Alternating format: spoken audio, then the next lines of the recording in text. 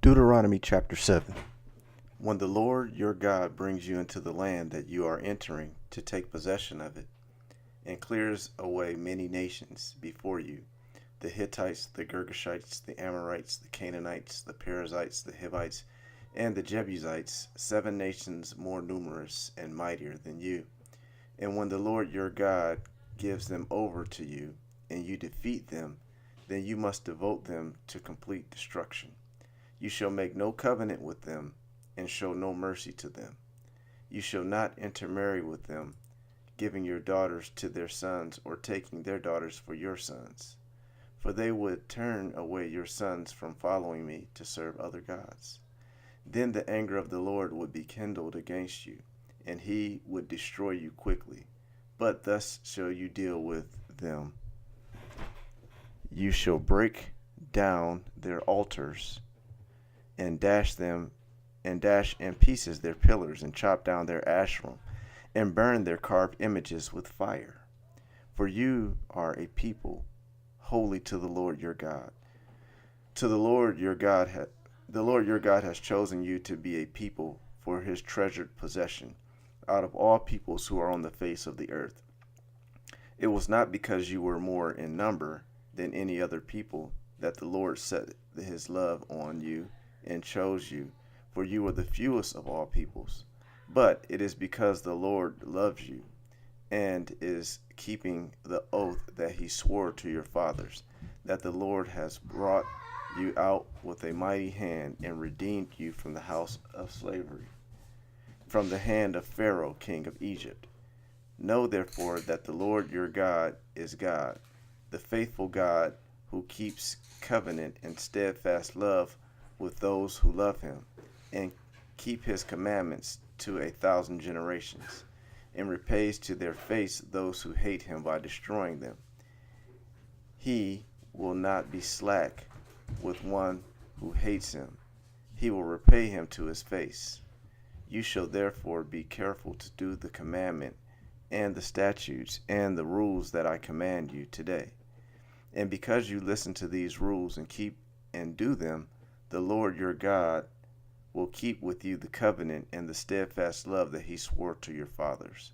He will love you, bless you, and multiply you. He will also bless the fruit of your womb and the fruit of your ground, your grain and your wine and your oil, the increase of your herds and the flock and the young of your flock, in the land that he swore to your fathers to give you. You shall possess. You shall be blessed above all peoples. There shall not be male or female barren among you or among your livestock. And the people will take away from you all sickness, and none of the evil diseases of Egypt, which you knew, will inflict on you.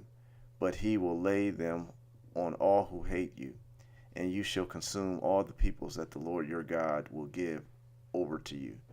Your eyes shall not pity them, neither shall you serve their gods, for that will be a snare to you. If you say in your heart, these nations are greater than I, how can I dispossess them? You shall not be afraid of them, but you shall remember what the Lord your God did to Pharaoh and to all Egypt, the great trials that your eyes saw, the signs, the wonders, the mighty hand, and the outstretched arm by which the Lord your God brought you out. So will the Lord your God do to all peoples of whom you are afraid. Moreover, the Lord your God will send hornets among them, until those who are left and hide themselves from you are destroyed. You shall not be in dread of them, for the Lord your God is in the midst, a great and awesome God. The Lord your God will clear away these nations before you little by little. You may not make an end of them at once, lest the wild beasts grow too numerous for you. But the Lord your God will give them over to you, and throw them into great confusion until they are destroyed.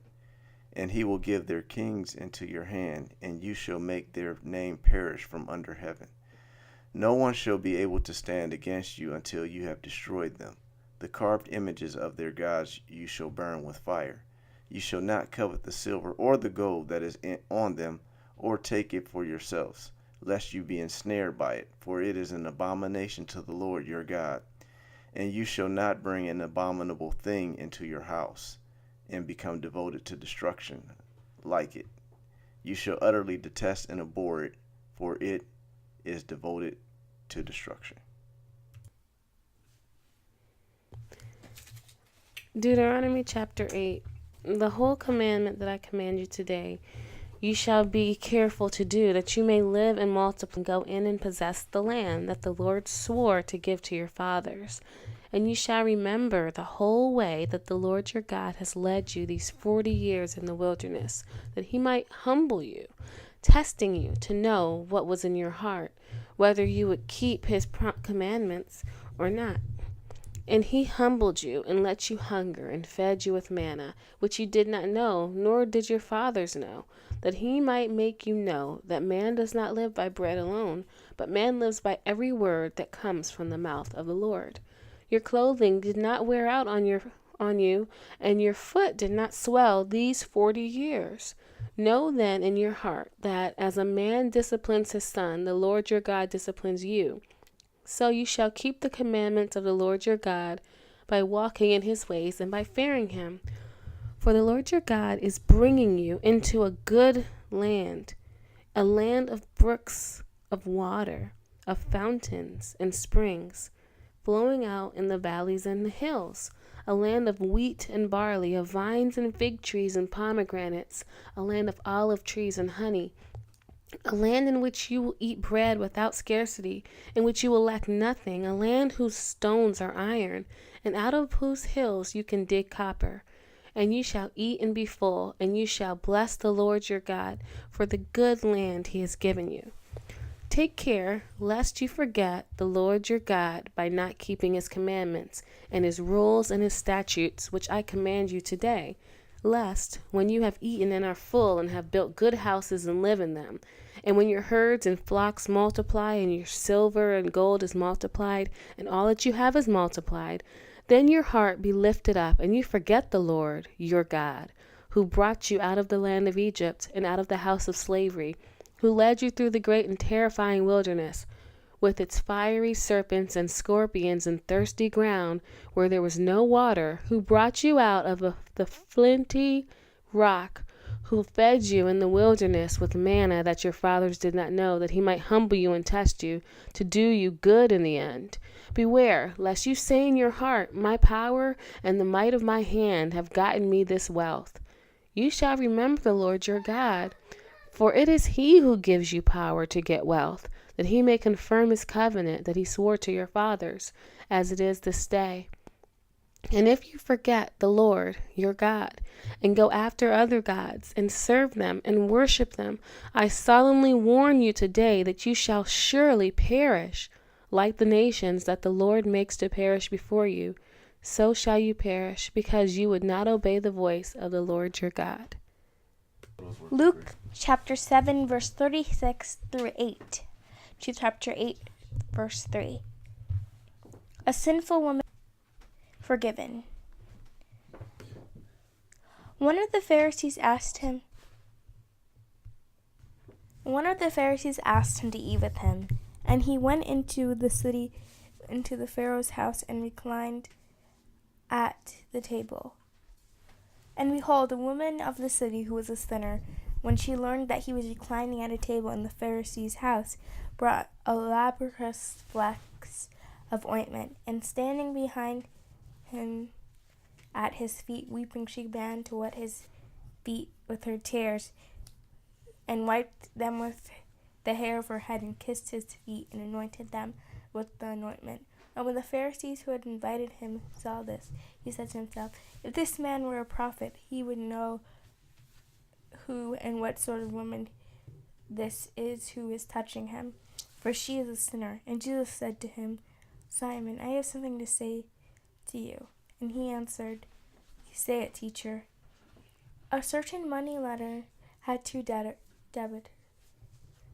One owed 500 denarii, and the other 50. When they could not pay, he canceled the debt of both. But now, which of them will love him more? Simon answers, the one, I suppose, for whom he canceled the larger debt. And he said to him, you have judged rightly. Then turning toward the woman, he said to Simon, do you see this woman? I entered your house. You gave me no water on my feet, but she has wet my feet with her tears and wiped them with her hair.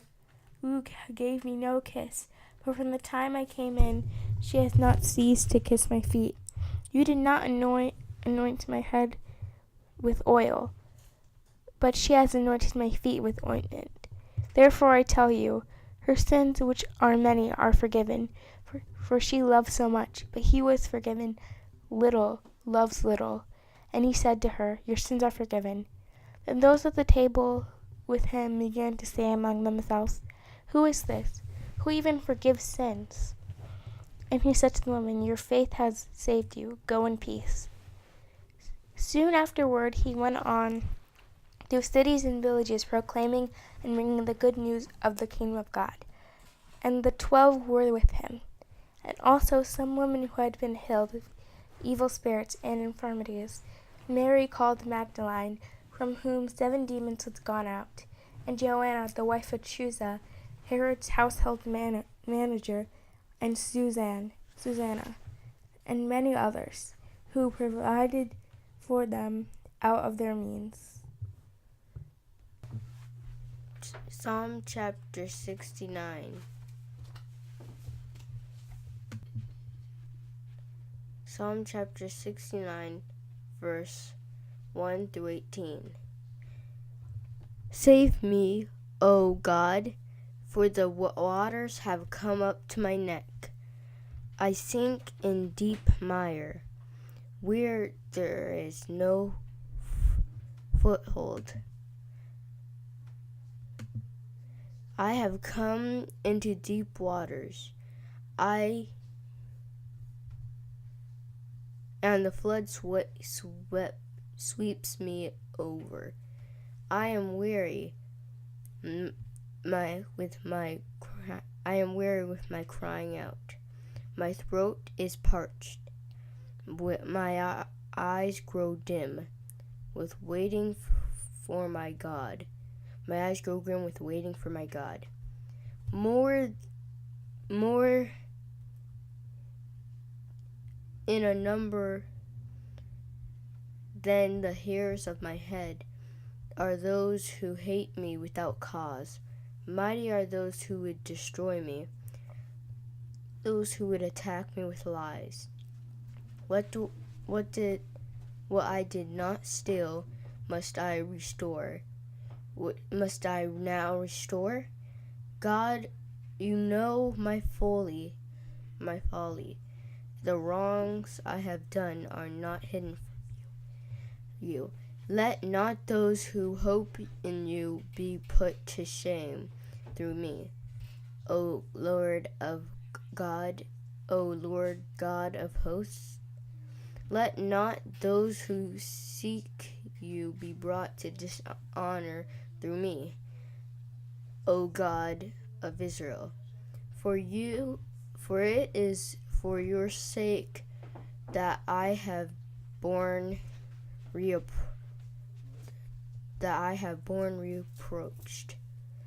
that dishonor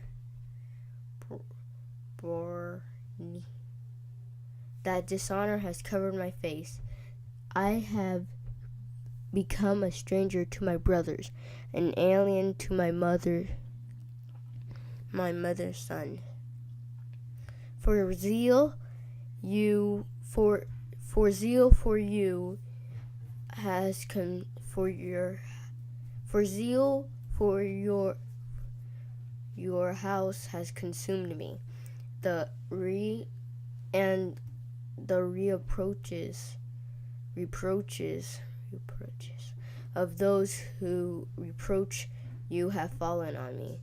When I wept and humbled, my soul was fasting. It became my reproach. When I made sackcloth my clothing. I became a byword to them. I am the talk of those who sit in the gate and the junkyards go make up songs about me.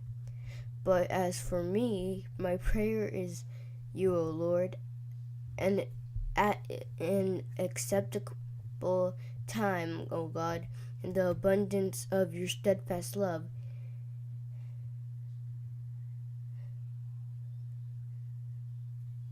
Answer me in your saving faithfulness. Deliver me from sinking in the mire. Let me be delivered from my enemies and from the deep waters. Let not the flood sweep me over, or the deep swallow me up, or the pit close its mouth over me. Answer me, O Lord, for your steadfast love is good. According to your abundant mercy, turn to me. Hide not your face from your servant, for I am in distress. Make haste to answer me. Draw near to my soul. Redeem me. Ransom me because of my enemies.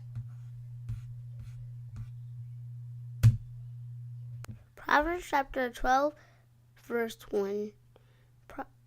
Whoever loves discipline loves knowledge, but he who hates reproof is stupid.